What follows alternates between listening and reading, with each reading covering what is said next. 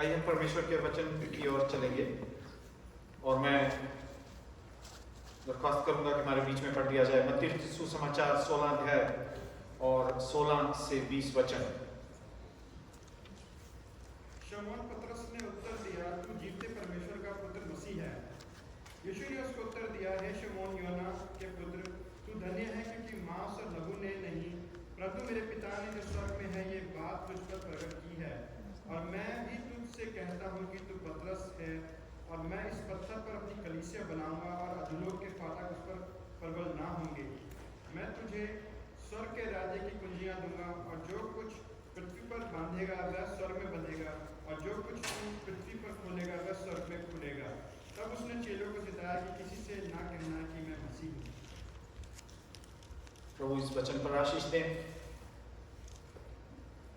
जब हम इस पैसेज को पढ़ते हैं, जब हम इस पैसेज को देखते हैं, तो सबसे पहली चीज जो हम यहां पर नोट करते हैं वो यहां पर यह है कि इस पैसेज में, इस छोटे से वचन के हिस्से में सबसे स्ट्राइकिंग चीज जो है वो ये है कि यीशु को पहचाना जा रहा है कि वो मसीह है। और जो टॉपिक है यहां पर, जो थीम सा बन जाता है इस छोटे से पैसेज का, वो है मसीह, क्राइस्ट। और 20 वचन हमने क्यों पढ़ा? 20 वचन हमने इसलिए पढ़ा क्योंकि जीसस ने अपने चेलों से क्या कहा कि किसी को मत बताना, है ना? आई होप आपने उसको ध्यान दिया। कृपया 20 को फिर से पढ़ दीजिए। तब उसने चेलों को चिताया कि किसी से ना कहना कि मैं मसीह हूँ। किसी को मत बताना कि मैं कौन हूं, मैं मसीह हूं। तो यहां पर एक चीज क्रिस्टल क्लियर है कि यीशु और मसीह वो अलग अलग चीजें हैं, वो अलग अलग चीजें हैं। और चाहे आपको ये जितना मर्जी कंफ्यूज करे, ये कंफ्यूजन आपको सहनी ही पड़ेगी। अगर आप उस मसीह को लेकर उसके नाम को अपने नाम के साथ जोड़ना चाहते हैं और अपने आप को मसीह ही कहना चाहते हैं, क्रिश्चियन कहना चाहते हैं, जिसका के मतलब है someone who is like Christ, if you want to bear that name, you should also bear this confusion.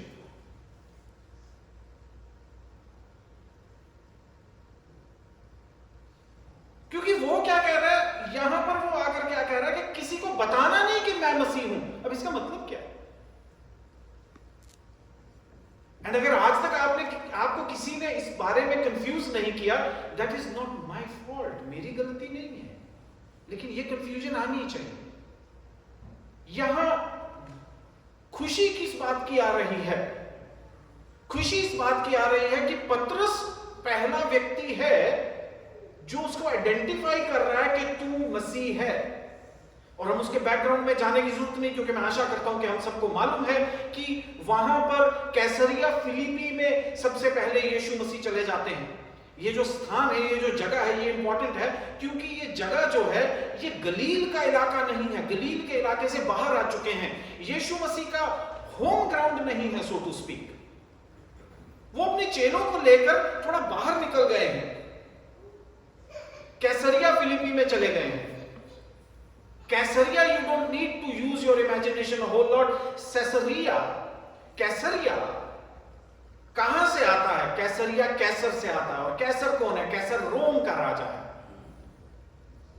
कैसरिया नाम के 2 शहर हमें नया नियम में मिलते हैं। एक है कैसरिया मैरिटिमा, जहां पर पौलुस को 3 साल जेल में रहना पड़ा था, यदि आप प्रेरितों के कार्य को पढ़ेंगे। दूसरी है कैसरिया फिलिपी, जहां पर इस वक्त यीशु मसीह है। यह गलील के उत्तर में चला गया है और यह नॉन जूइश एक एरिया है। यहां यहूदी लोग कम हैं या ना नहीं है, ये यहूदियों का इलाका नहीं है। यीशु मसीह अपने चेलों को यहूदियों के इलाके से बाहर टुवर्ड्स द नॉर्थ ले जाते हैं। और वहां किसी गांव की यह घटना है कि वो अपने चेलों से एक ब्रेक लेते हैं और अपने चेलों को पूछते हैं कि लोग, ये जो इतनी बड़ी भीड़ मेरे चारों तरफ आती है, यहां भीड़ आती है, वहां भीड़ आती है, जहां देखो भीड़ आ जाती है, गलील में जहां जाता है भीड़ आ जाती है, हम भी आज भीड़ को ही सब कुछ समझते हैं, लेकिन हमारे पास टाइम नहीं है, ध्यान नहीं है, दिमाग नहीं है, एफर्ट नहीं है कि हम थोड़ा सा कंसीडर करें कि हमारा प्रभु इस भीड़ और उस भीड़ के रिएक्शन के बारे में वो क्या सोचता है। तो ये जरूरी है जी। भीड़ भीड़ भीड़ भीड़ भीड़, गलील में यहां खाना खिलाया, यहां ये हुआ, वहां वो हुआ, यहां बीमार चंगा हुआ, यहां लंगड़े ने चला, यहां कोढ़ी ठीक हुआ। Of course all of that happened,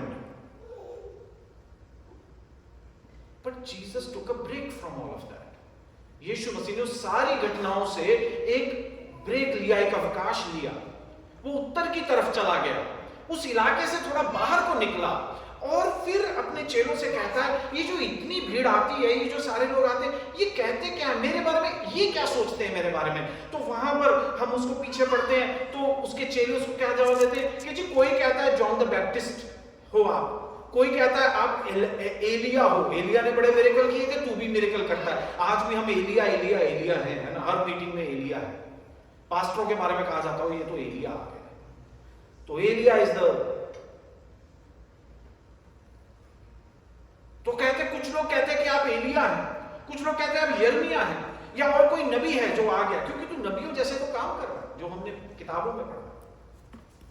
Jesus का रिएक्शन, इस जवाब से जीसस का रिएक्शन, नथिंग, कुछ भी।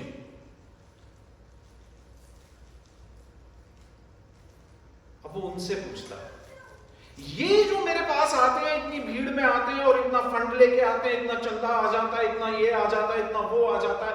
खैर उसके टाइम में तो चंदा आता नहीं था, वो खुद देता था उनको, नेवर माइंड दैट। लेकिन जीसस का कोई रिएक्शन नहीं है, नोट किया जाए। जब वो अपने चेलों को पूछता है कि तुम मेरे बारे में क्या कहते हो, तुम्हारी परसेप्शन क्या है, तुमने आज तक मेरे बारे में क्या समझा है। आज जब कोई मसीह में आता है तो वो यीशु को कैसे समझ रहा है, वो यीशु के पीछे क्या सोच के चल रहा है, ये हमारी ट्रबल नहीं होती। We are never troubled by that, we are just happy that he और she has started to come. But this question must come and strike us. लोग मेरे बारे में क्या कहते हैं और तुम मेरे बारे में क्या कहते हो। आज ये क्वेश्चन हमारे आगे भी आता है कि तुम यीशु के बारे में क्या कहते हो। तुम अगर यीशु के पीछे चलते हो, तुम उसको क्या सोच के उसके पीछे चलते हो। He is interested in that. I may not be interested. कोई क्या सोचता है, कोई यीशु को कैसे देखता है, कैसे देखता है, लेकिन यीशु पूछता है तुम मेरे बारे में क्या कहते हो। और वो आगे से कहता है you are the Christ the son of the living God. तुम मसीह है और जीवित परमेश्वर का पुत्र है। You are the son of God. 2 titles, हम बहुत बार इसके बारे में बात कर चुके हैं थोड़े से समय में। 2 टाइटल्स मोस्ट इंपॉर्टेंट। साल्वेशन चाहिए, उद्धार चाहिए, ये 2 टाइटल्स में मिल जाएगा। इन 2 टाइटल्स को समझ जाइए, इन 2 टाइटल्स को फॉलो कर लीजिए। That's it. Really, really. बस इतना सा कि आप ये जान जाएं कि वो मसीह है। आप कहेंगे वो तो अपन को पता ही है, मैंने तो अपने नाम के साथ में मसीह लगा लिया। और वो नहीं जनाब, ऐसे नहीं। समझिए कि मसीह क्या होता था और यीशु वो मसीह है। और मसीह और यीशु ये अलग अलग हैं, क्योंकि 20 वचन में वो अपने चेलों को क्या कह रहा है, देखिए दसी ना किसी को जाके दसी ना, लोगों को नहीं दसना, लोगों को मत बताना कि मैं मसीह हूं, तुम्हें पता चल गया ना। और फिर वो आगे क्या कहता है, मांस और लहू ने ये बात तुम पर प्रकट नहीं की।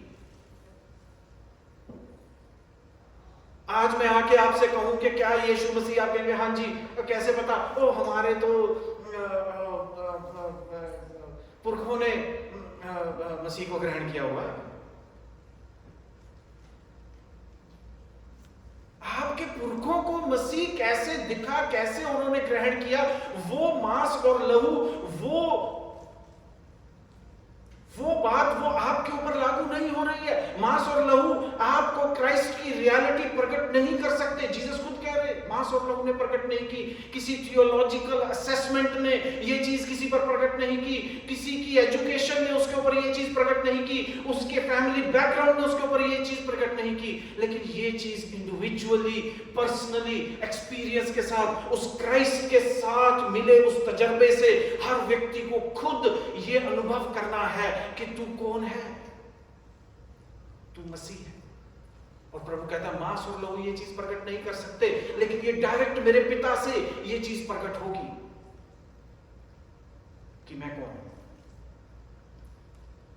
दूसरा पतरस उसको कहता है, एक बहुत इंटरेस्टिंग चीज है कि you are the son of God, son of the living God. अब यहां पर मुझे एक छोटा सा अफसोस है।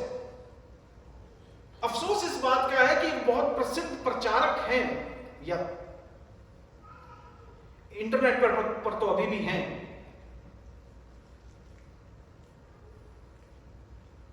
और मैंने एक बात देखी है कि डजंट मैटर कि बाइबल क्या कह रही है, इट जस्ट डजंट मैटर कि बाइबल क्या कह रही है। आज के क्रिश्चियंस को क्या मालूम रहता है? उनको यह मालूम रहता है कि फला फला फला प्रचारक क्या कह रहा है। It's absolutely shameful. बाइबल चाहे कुछ भी कहे, हमें मालूम नहीं होता है। हमें यह जरूर मालूम होता है कि उस प्रचारक ने तो अपने वीडियो में ऐसा कहा है, और मुझे आपको मेरा पर्सनल एक्सपीरियंस है, मुझे वीडियो के लिंक्स फॉरवर्ड किए गए हैं। मैंने जब आर्टिकल लिखा इसके ऊपर, सन ऑफ गॉड के ऊपर, तो मुझे उस फेमस प्रचारक का वीडियो मुझे मेरे फ्रेंड ने फॉरवर्ड किया। उन्होंने कहा इसके बारे में आप क्या सोचते हैं? मैंने जैसे देखा ये कौन सा वीडियो है, मैंने उसको वापस लिखा, ही इज रॉन्ग। आजकल कुछ लोग क्या सिखा रहे हैं कि सन ऑफ गॉड का मतलब यहूदी लोगों के लिए यह होता था कि वो एक आम इंसान है। सन of God is nothing special. And हो सकता है आपने भी वो वीडियो देखे हो, मैं नाम जान के नहीं ले रहा हूं, क्योंकि जिस वक्त मैंने नाम लिया आपने कहना है तेनू दे नालों भी ज्यादा आंदा। नहीं, मैनू किसी नालों ज्यादा नहीं आंदा, पर मैं वचन जरूर पढ़ना चाहता हूं। मैं चाहता हूं, मैं रिक्वेस्ट करूंगा, यूहन्ना रचित सुसमाचार 5 अध्याय उसका 18 वचन हम पढ़ लें। This is God's word, not mind. ये मेरी बात नहीं है, ये बाइबल की बात है। यूहन्ना 5 उसकी 18 को जल्दी से पढ़ लें। यूहन्ना 5 उसकी 18। इस कारण यहूदी और भी अधिक उसे मार डालने का प्रयत्न करने लगे, क्योंकि वह ना केवल सबके दिल की विधि को तोड़ता, परंतु परमेश्वर को अपना पिता कहकर अपने आप को परमेश्वर के तुल्य भी ठहराता था। ठीक है जी, आई होप सबने पढ़ा, हिंदी में पढ़ा, सबको समझ में आया कि जब यीशु ने अपने आप को परमेश्वर का पुत्र बताया अपने कंटेम्परेरीज के सामने, है ना, अपने आसपास यहूदी लोगों के बीच में, जब यीशु ने अपने आप को क्या बताया कि मैं क्या हूं, परमेश्वर का पुत्र हूं, तो उसके कंटेम्परेरीज, उसके आसपास के यहूदी लोग क्या समझे? आखिरी हिस्सा फिर से पढ़ दीजिए। इस कारण यहूदी और भी अधिक उसे मार डालने का प्रयत्न करने लगे। यहूदियों को इतना गुस्सा आया कि यहूदी उसको और भी अधिक मार डालने का प्रयत्न करने लगे। क्यों? क्योंकि वह ना केवल सबके दिल की विधि को तोड़ता, परंतु परमेश्वर को अपना पिता कहकर अपने आप को परमेश्वर के तुल्य भी ठहराता था। क्योंकि परमेश्वर को अपना पिता कहकर वो अपने आप को परमेश्वर के बराबर ठहरा रहा था। सो जीसस के दिनों में, यीशु के दिनों में अपने आप को परमेश्वर का पुत्र कहना लोगों की नजर में, उसकी कंटेम्परेरीज की नजर में, ज्यूज की नजर में क्या था कि you are equating yourself to God. मेरे पास कहता है but also was calling God his own father, making himself equal with God, making himself equal with God. अपने आप को परमेश्वर का पुत्र कहने से यीशु अपने समय में, अपने जमाने में अपने आप को परमेश्वर के बराबर बना रहा था, और यहूदियों को इस बात से गुस्सा आ रहा था। वो उसको जान से मार देना चाहते थे कि ये बंदा सही है, ये कुछ ज्यादा ही अपने आप को समझता है, ये अपने आप को परमेश्वर का पुत्र कह रहा है। तो उस जमाने में अगर किसी को परमेश्वर का पुत्र कहा जा रहा था जूइश रिलीजियस सर्कल्स में, तो that person was being considered equal with God, कि तू परमेश्वर के क्या है, बराबर है। कि वो अपने आप को परमेश्वर के बराबर बता रहा है। तो पतरस जब उसको कहता है कि तू मसीह है, पतरस जब उसको कहता है कि तू परमेश्वर का पुत्र है, तो वो कुछ स्पेशल चीजें, स्पेशल कैटेगरीज उसके ऊपर डाल रहा है। He is saying you are equal with God, you are God, and he is saying you are the Christ, you are the Christ. Christ का मतलब क्या होता है? क्राइस्ट का मतलब होता है राजा। यू आर द क्राइस्ट, तू राजा है। और बहुत से लोग इस बात को रियलाइज नहीं करते कि हम सब जितने यहां बैठे हैं, you know, perhaps a few exceptions, लेकिन हम सब जितने यहां बैठे हैं, हमारा जन्म डेमोक्रेसीज में हुआ है, हमारा पालन पोषण डेमोक्रेसीज में हुआ है। हम लोकतंत्र को समझते हैं और लोकतंत्र को बेहतर जानते हैं। एंड लोकतंत्र का या डेमोक्रेसी का एक इफेक्ट क्या है कि हमें लगता है जो ज्यादातर लोग जो चीज मानते हैं वही ठीक होगा। That is the foundation of democracy. But kingdom of God is not a democracy, it's a monarchy. अब सवाल ये नहीं है कि कितने सारे लोग मेरे लिए प्रार्थना कर रहे हैं। अब सवाल ये है कि जिसके आगे प्रार्थना हो रही है वो क्या कह रहा है। बिकॉज नाउ व्हेन वी से जीसस द क्राइस्ट, यीशु जो मसीह है, जब हम मसीह कह रहे हैं तो हम एक राजा की बात कर रहे हैं। आपको कितने लोगों को खुश रखना है? 2, 3, 5, 10, 15, 20 नहीं, आपको एक ही को खुश रखना है, और वो है राजा। That is the king, King of Kings, Lord of Lords, one person, that is Jesus the Christ, यीशु जो मसीह है। अब जब पतरस उसको एक्नॉलेज करता है कि तू मसीह है और तू परमेश्वर का पुत्र है, यीशु मसीह थोड़े खुश से मुझे लगते हैं। यीशु मसीह कहते हैं, blessed are you, you are a blessed being, तू बहुत आशीषित है। शमौन, योना के पुत्र, साइमन बार जोना, योना के पुत्र शमौन, तू बहुत आशीषित है, क्योंकि मांस और लहू ने तुझे यह बात प्रकट नहीं की। तेरी सोच से, तेरी कैलकुलेशन से, तेरे अंदाजे से, तेरी किसी भी स्मार्टनेस से तुझे ये बात पता नहीं चली, लेकिन मेरे पिता ने जो स्वर्ग में है उसने तुझ पर रिवील किया है। और ये एक डायरेक्ट रेवलेशन है। और अब जीसस जो कहते हैं वो बहुत इंपॉर्टेंट हो जाता है। आगे वो कहते हैं, तू पतरस है और इस चट्टान पर मैं अपनी कलीसिया बनाऊंगा। I will build my church on this revelation. ये जो चीज तुझे प्रकट हुई है, जो मांस और लहू ने प्रकट नहीं की, तेरी किसी कैलकुलेशन ने तुझ पर प्रकट नहीं की, लेकिन मेरे पिता ने डायरेक्टली स्वर्ग से तुझे दिखाया है कि मैं हूं कौन। और देखिए, इसी में साल्वेशन है। आजकल एक बहुत ज्यादा फेमस टिकटॉक या यूट्यूब पर वो एक वीडियो कुछ इस तरह से वो चल रहा है कि किसी पास्टर साहबान ने उसको इस तरह से वो पेश किया कि even the angels were confused कि the thief on the cross, भी तू स्वर्ग में आ कैसे गया। तो हम उसको बड़ा सिंपलिस्टिक सा देखना चाहते हैं। हम कहते हैं कि भाई ठीक है जी, कि उसने केवल यीशु मसीह पर विश्वास कर लिया था। लेकिन ध्यान दीजिए, उसका विश्वास बहुत ही यूनिक था। वो हिस्ट्री में शायद इकलौता ऐसा व्यक्ति था या इकलौता ऐसा विश्वास था। वो विश्वास, मुझे लगता नहीं है कि वो हालात रिपीट हो सकेंगे। I don't think so.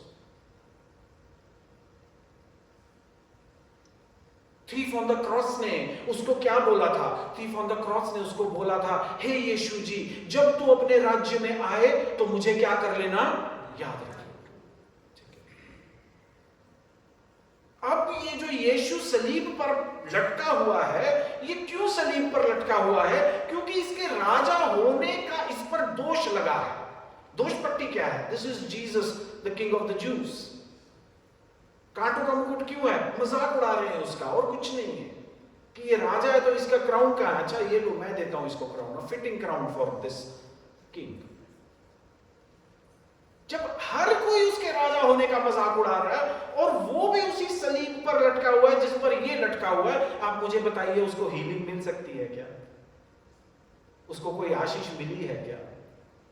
उसको कोई उम्मीद है क्या कि ये मेरे को अभी कुछ करेगा, मुझे ऐसा देगा, मुझे वैसा देगा?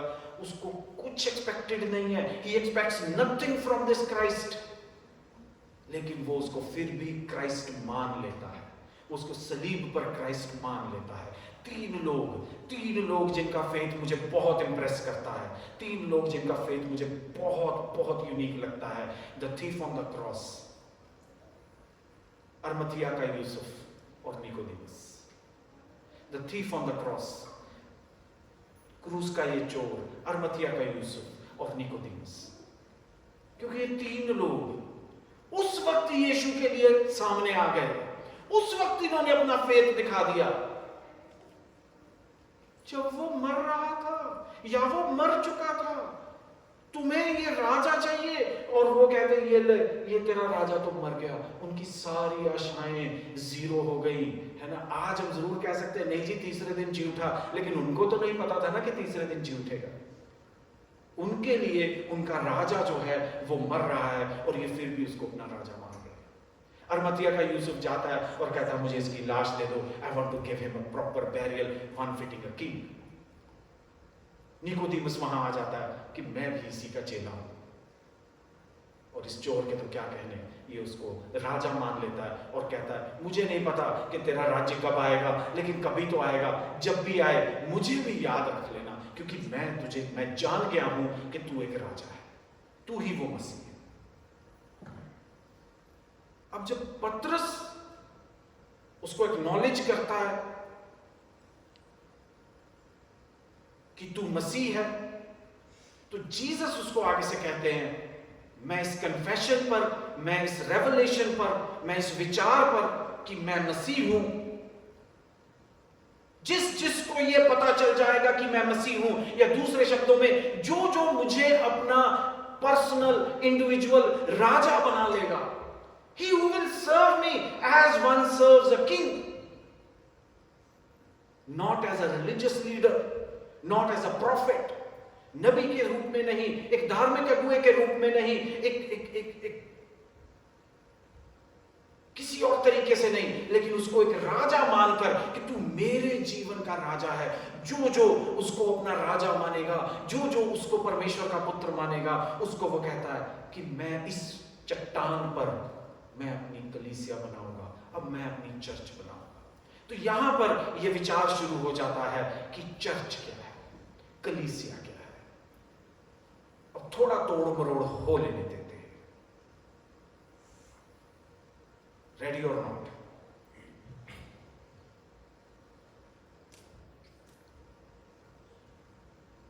इंग्लिश वर्ड चर्च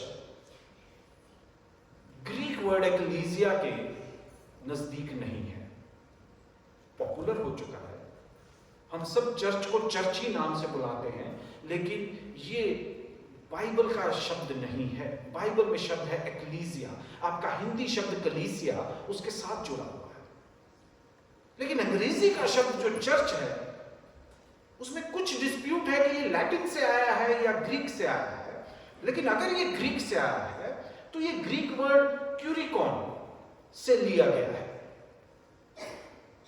और उसका मतलब होता है प्रभु की कोई चीज, प्रभु की कोई चीज। और इसमें साइलेंट जो है, चर्च में जो साइलेंट है वो है something belonging to the Lord. What is this something belonging to the Lord? That silent चीज जो है वो है building, the building that belongs to the Lord. So the English word church, if it can mean something, it means it's possibly a passive address to a building, a church building. लेकिन कोई भी थोड़ा बहुत ध्यान से जो Bible पढ़ने वाला व्यक्ति होगा वो आपको बताएगा कि बिल्डिंग चर्च नहीं होती, बिल्डिंग कलीसिया नहीं होती। यीशु मसीह ने कोई बिल्डिंग नहीं बनाई। तो फिर ये कलीसिया, एक्लीसिया जो वर्ड है, इसका अर्थ क्या है? इसका अर्थ क्या है? और आप इसमें आई होप आप जानते होंगे कि इसका अर्थ है एक सभा, एक बुलाई हुई सभा, अ कॉल्ड आउट असेंबली। इसकी डिटेल में हम आज नहीं जा सकते, लेकिन इसका एक बहुत ही साधारण सा या कॉमन सा इसका एक एग्जाम्पल जो है वो ये है कि अगर एक फौज कहीं छावनी डालकर बैठी हुई है, ध्यान से सुनिएगा, अगर एक फौज कभी कहीं छावनी डालकर बैठी हुई है और वो फौज मान लीजिए वहां बहुत देर से वहां वो छावनी डली हुई है और वो वहां पर वो फौज बैठी हुई है, अब एक दिन अचानक से उस फौज का जो कमांडर है, उस छावनी का जो कमांडर है, वो खड़ा हो जाता है और वो एक तुरी बजाता है। अब ये कमांडर जो है ये खड़ा हो जाता है और एक तुरी बजाता है, और ये तुरी जो है एक खास तरह की तुरी है, और ये तुरी जो है ये कॉल टू असेंबल है, इकट्ठा होने के लिए एक बुलाहट है, एक पुकार है ना। तो उनका एक कोड है, मिलिट्री का एक कोड है, उसमें एक तुरी जो है ये स्पेशल तरीके से बजाई जाती है, और जब ये स्पेशल तुरी बजाई जाती है तो अब सारे फौजी जो हैं, जो उस छावनी के हैं, कोई इधर गया, कोई उधर गया, कोई यहाँ बिजी है, कोई खाना बना रहा है, कोई कुछ कर रहा है, कोई कुछ कर रहा है, तो किसी को कोई शेड्यूल नहीं है, लेकिन अचानक से कमांडर जो है ये तुरी बजवा देता है। अब इस फौज में से कुछ लोग जो होंगे वो उस तुरी को सुनकर उनको जो असेंबली ग्राउंड है वो वहां इकट्ठे हो जाएंगे, they will come and present themselves, वो वहां खड़े हो जाएंगे, वो कहेंगे जी यस, तुरी बजी, वो भाग कर आ गए, उन्होंने पोजीशन ले लिया। ये जो इकट्ठी हुई सभा है which is in response to a call, एक बुलाहट दी गई है, और वो बुलाहट बहुत सारे लोगों के लिए है, लेकिन जरूरी नहीं कि हर व्यक्ति ने जिसको वो बुलाहट दी गई है उसने उसका रिस्पॉन्स दिया हो। The key word here is those who respond to the call. किसी ने असेंबल होने के लिए एक बुलाहट दी, किसी ने इकट्ठा होने के लिए एक बुलाहट दी, लेकिन सबने उसका जवाब नहीं दिया, लेकिन जिसने जवाब दिया वो एक जगह पर इकट्ठा हो गए। अब ये जो इकट्ठा हुए हैं इनको एक्लीसिया कहा जाएगा, एक्लीसिया कहा जाएगा। और यीशु कहते हैं कि मैं अपनी एक्लीसिया बनाता हूं, मैं अपनी कलीसिया बनाता हूं, और वो एक वायदा करते हैं, इस कलीसिया का एक फीचर वो बताते हैं, इस कलीसिया को एक प्रॉमिस वो करते हैं, और वो कलीसिया को फीचर क्या बताते हैं, प्रॉमिस क्या करते हैं, वो कहते हैं अधलोक के फाटक इस पर प्रबल ना होंगे। The gates of Hades shall not prevail against my church. I will build my church and the gates of Hades shall not prevail against it. अधलोक के फाटक मेरी कलीसिया पर प्रबल ना होंगे। ये अधलोक के फाटक क्या हैं? ये अधलोक के फाटक क्या हैं? मैं रिक्वेस्ट करूंगा भजन संहिता 116 उसका 3 पढ़ दिया जाए। Psalm 116 verse 3, Psalm 116 verse 3, अधलोक के फाटक। मृत्यु की रस्सियों में चारों ओर थी, मेरे चारों ओर थी, और मैं अधलोक की सकेती में पड़ा था, मुझे संकट और शोक भोगना पड़ा। जी, मृत्यु की रस्सियों ने मुझे क्या कर लिया है? घेर लिया है, और अधलोक ने, प्लीज फिर से पढ़ दीजिए। मैं अधलोक की सकेती में पड़ा था, मैं अधलोक की सकेती में पड़ा था। पुराना नियम में, जब हम पुराना नियम को पढ़ते हैं तो पुराना नियम में, भजन संहिता में, अय्यूब में हमें ऐसी एक तस्वीर मिलती है कि मृत्यु के बाद व्यक्ति जो है वो एक अधलोक नाम की जगह में चला जाता है, अधलोक नाम की जगह में चला जाता है, पाताल लोक जिसको हम कह सकते हैं। धरती के नीचे एक लोक बना हुआ, एक दुनिया बनी हुई है, ऐसी सोच थी पुराना नियम में। और उस अधलोक में ये व्यक्ति जो है मरने के बाद चला जाता है, और ऐसी एक तस्वीर थी कि उस अधलोक जो है वो मानो एक दरवाजे वाली जगह है, जो दरवाजा खुलता है और व्यक्ति उसके अंदर चला जाता है, और ये दरवाजा बंद हो जाता है, और अब ये व्यक्ति कभी बाहर नहीं आ सकता। या फिर अधलोक को ऐसे देखा जाता था कि ये रस्सियां हैं, और व्यक्ति जो एक बार मर गया वो इन रस्सियों में चला गया, और अधलोक की रस्सियों ने उसको जकड़ दिया है। अब ये रस्सियां उसको कभी छोड़ेंगी ही नहीं, ये कभी वापस नहीं आएगा। लेकिन यीशु जब अपनी कलीसिया को बनाने का पहली बार ऐलान करते हैं तो यीशु क्या कहते हैं, मैं एक कलीसिया बनाऊंगा, जो जो मेरी कलीसिया का मेंबर होगा उसको ये अधलोक पकड़ नहीं सकेगा, ये अधलोक अपनी रस्सियों में उसको जकड़ नहीं सकेगा, ये अधलोक अपने दरवाजों में मेरी कलीसिया को रोक नहीं सकेगा। मेरी कलीसिया इस अधलोक या इस पाताल लोक, धरती के नीचे जो ये लोक है, यहां ऐसे ही होता था ना, भारत को छोड़ के तकरीबन दुनिया के सभी जगहों में क्या होता था कि मृतक को धरती को खोदकर उसके नीचे दफना दिया जाता था शुरू से। तो एक कल्पना बन गई कि ये धरती के नीचे चले जाते हैं और वो पाताल लोक है, सारे मुर्दा वहां पर हैं। लेकिन धीरे धीरे पुराना नियम में ये विचार आना शुरू हुआ कि ये मुर्दा जो है वो नीचे भी जीवित हैं। अब उसको डिस्कस करने का आज हमारे पास टाइम नहीं है, लेकिन जीसस जब यहां पर कहते हैं कि अधोलोक के फाटक उस पर प्रबल ना होंगे, तो जीसस अपनी कलीसिया से एक वायदा कर रहे हैं कि मृत्यु तुम्हारा अंत नहीं होगी, मृत्यु तुम्हारा अंत नहीं होगी, अधोलोक तुम्हें रोक नहीं सकेगा। मेरी कलीसिया मेरे साथ आएगी, वो एक दिन मरने के बाद भी जीवित होंगे, अधोलोक के फाटक उस पर प्रबल ना होंगे। लेकिन कलीसिया के बारे में हमने एक चीज को समझा कि it is not the building, वो इमारत नहीं है, वो इमारत नहीं है। सो जब आप कलीसिया को समझेंगे कि कलीसिया होती क्या है, तब आप उसको सही चीज को बनाने में मेहनत करेंगे। लेकिन यदि आपका परसेप्शन रहेगा कि शायद ये प्रभु का राज्य है, शायद ये प्रभु की कलीसिया है, तो आप उसको बनाएंगे जो आपको लगता है कि ये बनना चाहिए, जो आपकी समझ है, आप उसको बिल्ड करेंगे। लेकिन यीशु भी अपनी कलीसिया बना रहे हैं, लेकिन वो बिल्डिंग नहीं बना रहे, वो बिल्डिंग नहीं बना रहे, पौलुस ने बिल्डिंग नहीं बनाई। इनफैक्ट मैं आज आपको थोड़ा सा समय अगर मैं आपसे लूं तो प्रेरितों के कार्य में चलते हैं। Let's go to the book of Acts और आपको एक नया सा फ्रेज पढ़ाता हूं। आई एम क्वाइट श्योर कि आपने इसको पढ़ा हुआ है, and I am quite sure कि आपने कभी इसके बारे में सोचा नहीं। प्रेरितों के कार्य 19 अध्याय, प्रेरितों के कार्य 19 अध्याय 8 और 9 वचन पढ़िए, 8 और 9 वचन पढ़िए। Church practical, we need buildings, we need a place of worship, we need something. वे आराधनालय में जाकर 3 महीने तक निडर होकर बोलता रहा और परमेश्वर के राज्य के विषय में विवाद करता और समझाता रहा।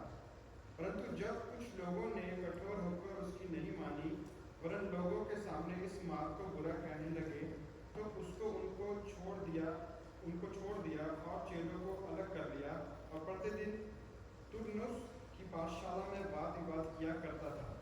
प्रतिदिन तरन्नुस की पाठशाला में वाद विवाद किया करता था। कौन किया करता था?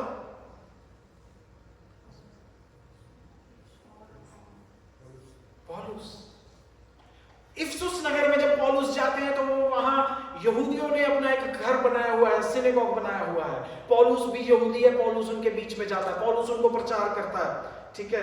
कुछ सप्ताह 3 महीने वो उसको बर्दाश्त करते हैं, इसके बाद वो पौलुस को निकाल देते हैं। पौलुस निकल जाता है, लेकिन उसके पास लोग आ गए हैं, तो वो क्या करे?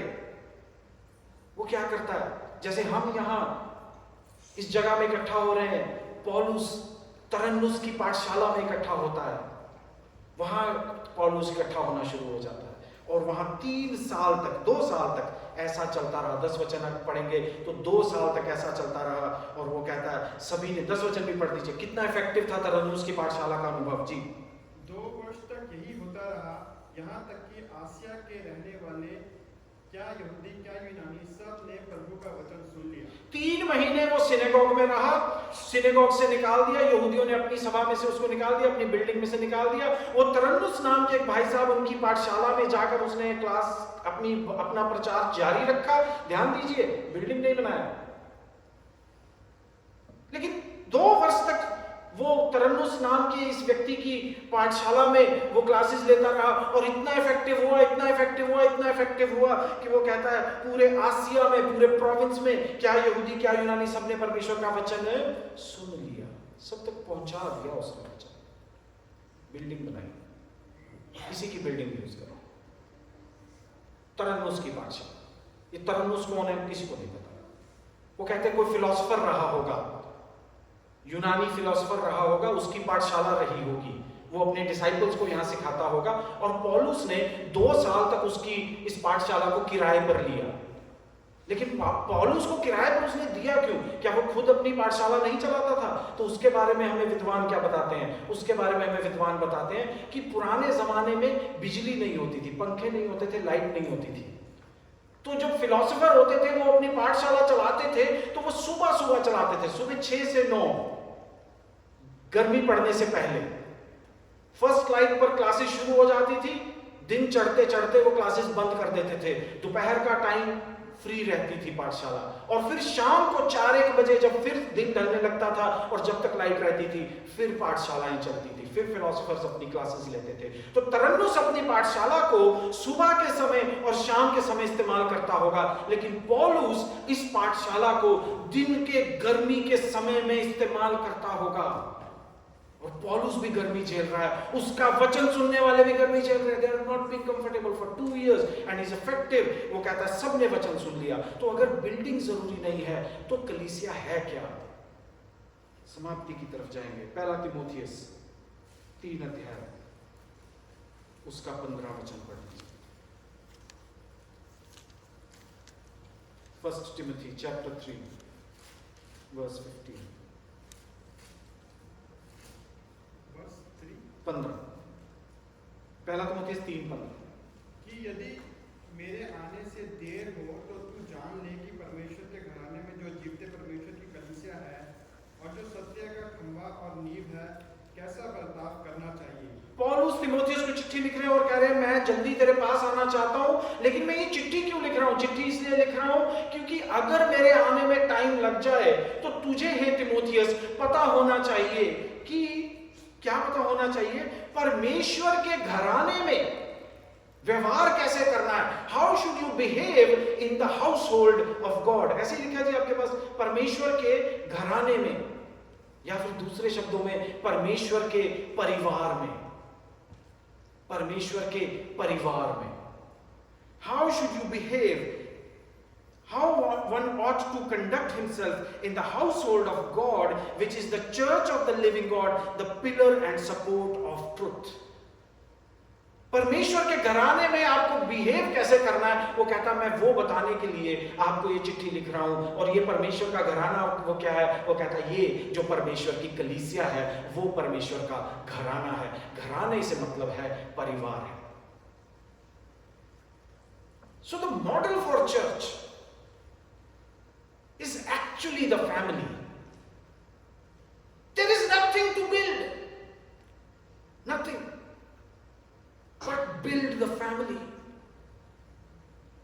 आप अपनी फैमिली को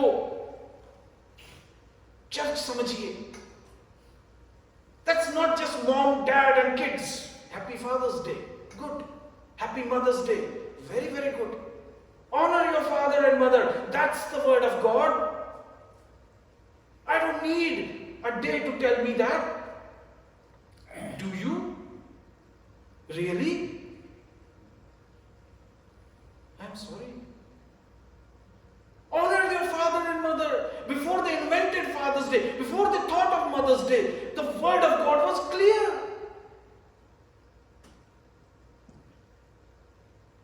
Not because your father is the greatest person on earth। No, there are some terrible fathers in the world। Hard to say that about mothers though। I guess that says a lot। लेकिन अपने माता पिता का आदर कर तो तू उस स्थान में जहां मैं तुझे लेकर जाता हूं कई वर्षों तक तू क्या कहेगा? रहने पाएगा। परमेश्वर का वचन। और आपका परिवार जो है वो एक कलीसिया है। और ये जो परिवार है ये ये कलीसिया कब बनती है? जब ये एक परिवार बन जाता है। जिन लोगों से आप यहां मिलते हैं, आप कहते हैं ये चर्च है। क्यों चर्च है? क्योंकि एड्रेस सेम है, वर्शिप का टाइम सेम है, लोकेशन सेम है? No, because we are one family, one big family of God. आप और आप, हम सब मिलकर हम एक परिवार हैं, और ये परमेश्वर का परिवार है। This is the house hold of God. That is what church is. और बस वही है चर्च। और अगर हम कहते हैं हमें यहां पर चर्च बनाना है, तो ये जो फैमिलीज हैं, जो आपका परिवार है, आप अपने परिवार को एक लघु कलीसिया के रूप में देखना शुरू कीजिए। You are the pastor of your family. Man, fathers, आप केवल पिता नहीं, आप केवल पति नहीं, आप पास्टर। आप कहेंगे मैं पास्टर हूं तो मेरी कलीसिया कहां? ये तेरे आसपास 24 घंटे, ये तेरी कलीसिया, ये तेरा चर्च है। और तू इस चर्च का पालन पोषण कर, तू इस कलीसिया की देखभाल कर। और कुछ ना भी कर सके तो इस कलीसिया के लिए, उसके उद्धार के लिए तू प्रार्थना कर, तू बोझ रख। जैसे पास्टर बोझ रखता है, तू अपने बच्चों के लिए, अपनी पत्नी के लिए, अपने परिवार के लिए तू बोझ रख। Mothers, you are pastors. ये आपका चर्च है। वो 4 लोग, वो 5 लोग जो आपकी छत के नीचे रहते हैं, ये एक लघु कलीसिया है। और सारा का सारा दारोमदार इस बात पर है कि हम अपने परिवार को कितना चर्च के नजदीक ला पाते हैं। जो कार्य यहां चर्च में होता है, जो माहौल इस चर्च में बनता है, क्या वो माहौल आपके परिवार में बन सकता है? क्या यीशु मसीह चाहते हैं कि वो बने? It should be a spiritual place, it should be a place of covenant. And yes, संसार जो है हमारे परिवारों को नष्ट करना चाहता है। आप नटशेल में देख लीजिए, आप जितना प्रोग्रेस है उसका कहीं ना कहीं आप उसका नटशेल देख लीजिए। नटशेल केवल और केवल ये है कि फैमिलीज आर गेटिंग डिस्ट्रॉयड। लेकिन परमेश्वर परिवारों को बचाना चाहता है, क्योंकि परिवार कलीसिया की नींव है। जब तक मैं ना हूं, तुझे ये मालूम हो कि परमेश्वर के परिवार जो कि उसकी कलीसिया है में व्यवहार कैसा किया जाए। आखिरी में उसी कंपैरिजन को वो उससे पहले भी लगाता है। अगर आप पहला तीमुथियुस 3 में है तो उसका 5 भी पढ़ दीजिए, वो इसी कंपैरिजन को रिपीट करता है। पहला तीमुथियुस 3 उसका 5। जब कोई अपने घर ही का प्रबंध करना ना जानता हो तो परमेश्वर की कलीसिया की रखवाली कैसे करेगा? ये पास्टर्स के लिए, पास्टर कैसा होना चाहिए, तो उसमें एक रिक्वायरमेंट है। यहां पर इसको पढ़िएगा घर जाकर कि सेवकों से क्या मांग करती है बाइबल। तो वो कहता है अगर वो अपने परिवार का, अपने बच्चों को वचन में और बातों में, अगर वो अपने परिवार का ही अच्छा देखभाल ना करता हो तो वो परमेश्वर की कलीसिया की देखभाल कैसे करेगा? तो there 2 things are linked. Don't think of your family as just husband, wife and kids. Think of it as God's mandate to you. मैं जानता हूं कि this is a western culture, यहां पर बहुत मुश्किल है, आजकल सब जगह मुश्किल है, वो कोई किसी की बात नहीं सुनता। I know that. लेकिन एक है जो हमारी बात सुनता है, वो है हमारी प्रार्थना सुनने वाला हमारा प्रभु। अपने बच्चों के लिए प्रार्थना किया कीजिए कि वो प्रभु को जाने, प्रभु में वो मजबूत हों, प्रभु के नज़दीक आएं, प्रभु को वो पहचाने, वो इस संसार में भटकने ना पाएं, इस संसार के बॉयफ्रेंड गर्लफ्रेंड, इस संसार के नशों में, इस संसार के गंदे गंदे कामों में वो ना फंसें, लेकिन प्रभु तेरा भय उनके जीवन में हो। ये प्रार्थना जब एक पिता के हृदय से निकलेगी, ये प्रार्थना जब एक माँ के हृदय से निकलेगी तो वो खाली नहीं जाएगी, प्रभु इसको ज़रूर सुनेंगे।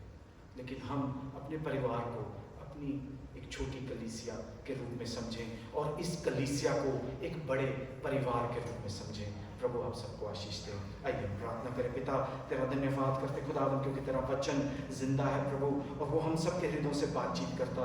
खुदावन मैं प्रार्थना करता प्रभु जी कि हम सब के जीवन प्रभु तुझे पसंद आने वाले हों, तेरी बातें हमारे दिलों में प्रभु कार्य करने पाए पिता परमेश्वर। हम उन्हें सुनकर अनसुना ना करें प्रभु, लेकिन 30 गुना 60 गुना 100 गुना फल लाने वाले हों, ताकि तेरा राज्य तेरी कलीसिया प्रभु इस संसार में वृद्धि करती जाए। तूने कहा मैं अपनी कलीसिया बनाता हूँ और अधोलोक के फाटक उस पर प्रबल ना होंगे। असंभव से असंभव चीजें तेरी कलीसिया को रोक नहीं सकती प्रभु जी। इस संसार की बातें हमें तुझ में आगे बढ़ने से रोक नहीं सकती।